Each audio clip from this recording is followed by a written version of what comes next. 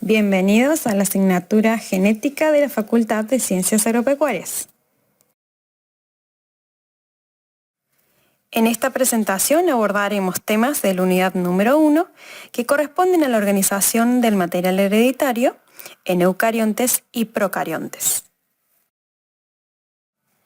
La vida se caracteriza por una gran diversidad, pero en las instrucciones de codificación de todos los organismos vivientes están escritas en el mismo lenguaje genético, el de los ácidos nucleicos. En la mayoría de los organismos el ADN transporta la información genética. Sin embargo, unos pocos virus utilizan ARN como material genético. Esto fue demostrado sobre estudios realizados sobre el virus del mosaico del tabaco que infecta y causa enfermedad a las plantas de tabaco. Este virus tiene una sola molécula de ARN rodeada de un cilindro dispuesto en forma helicoidal de moléculas proteicas. En las bacterias, la herencia es fundamentalmente similar a la de organismos más complejos, pero el genoma bacteriano es haploide. La mayoría de los genomas bacterianos consisten en un cromosoma circular que contiene una sola molécula de ADN de varios millones de pares de bases. Sin embargo, también hay bacterias que contienen 2 o 3 cromosomas. La molécula de ADN está en el citoplasma de la célula. Un dato curioso es que muchos cromosomas bacterianos están organizados de manera eficiente. Por ejemplo, más del 90% del ADN de la bacteria Escherichia coli codifica proteínas. En cambio, solo alrededor del 1% del ADN humano codifica proteínas. Además de tener un cromosoma, muchas bacterias poseen plásmidos, que son moléculas en general pequeñas de ADN circular. Algunos plásmidos están presentes en muchas copias por células, mientras que otras lo están en solo 1 o 2 copias. Por lo general, los plásmidos portan genes que no son esenciales para la función bacteriana, pero que pueden desempeñar un papel importante en el ciclo vital de esta. Hay muchos tipos diferentes de plásmidos.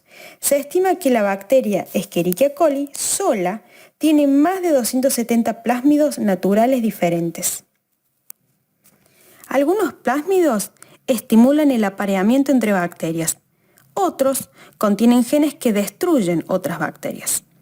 Los plásmidos son muy utilizados en ingeniería genética y algunos de ellos intervienen en la diseminación de la resistencia a antibióticos entre las bacterias. Cada plásmido tiene un origen de replicación que es una secuencia específica de ADN donde se inicia la replicación. Esto permite que un plásmido se replique en forma independiente del cromosoma bacteriano. En las células eucariotas, el material hereditario es el ADN, pero en este caso está envuelto en una membrana que denominamos nuclear y que define el núcleo de la célula. Pero no solo encontramos ADN en el núcleo de la célula, también se hallan orgánulos que se encuentran en el citoplasma, como las mitocondrias presentes en células animales y vegetales y en los cloroplastos presentes en células vegetales. La estructura del ácido desoxirribonucleico, tal cual hoy la conocemos, es el resultado del modelo postulado por Watson y Crick, el cual se basó en toda la información conocida hasta 1953, entre las que se encontraban las excelentes imágenes de difracción de rayos X tomadas por Rosalind Franklin.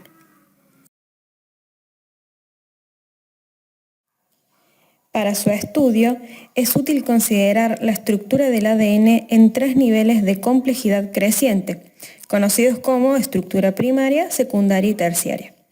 La estructura primaria se refiere a la estructura nucleotídica del ADN y a la forma en que los nucleótidos se unen entre sí. La estructura secundaria es la configuración tridimensional estable del ADN, es decir, la estructura helicoidal descifrada por Watson y Crick. La estructura terciaria se refiere a los empaquetamientos complejos del ADN en los cromosomas que veremos en la próxima presentación. Veamos primero en detalle cómo está constituido un nucleótido.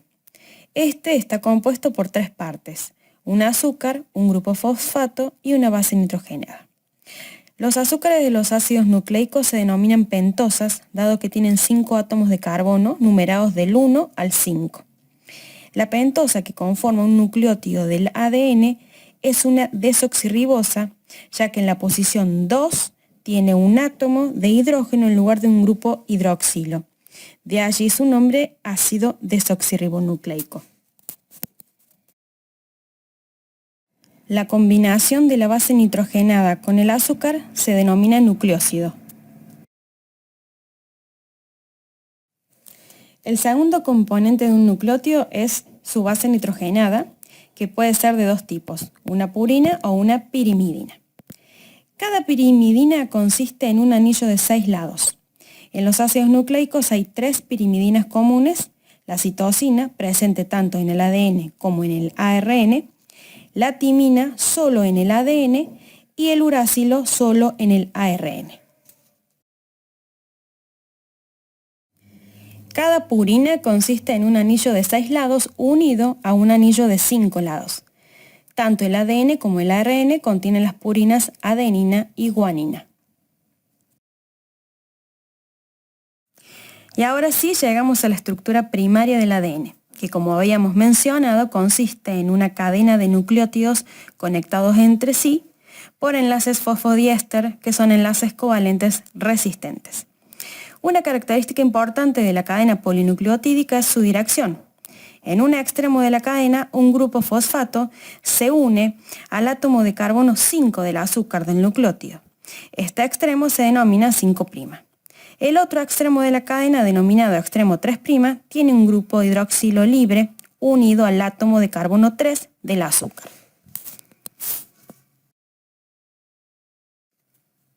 Y ahora pasamos a la estructura secundaria del ADN, que se refiere a su configuración tridimensional, es decir, su estructura helicoidal. Consiste en 2 cadenas polinucleotídicas enrolladas entre sí, una doble hélice.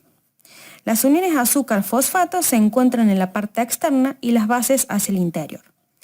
Las 2 cadenas polinucleotídicas corren en direcciones opuestas, es decir, son antiparalelas. El extremo 5 de una cadena es opuesto al extremo 3 de la otra. Las uniones puente-hidrógeno unen las bases de las cadenas opuestas.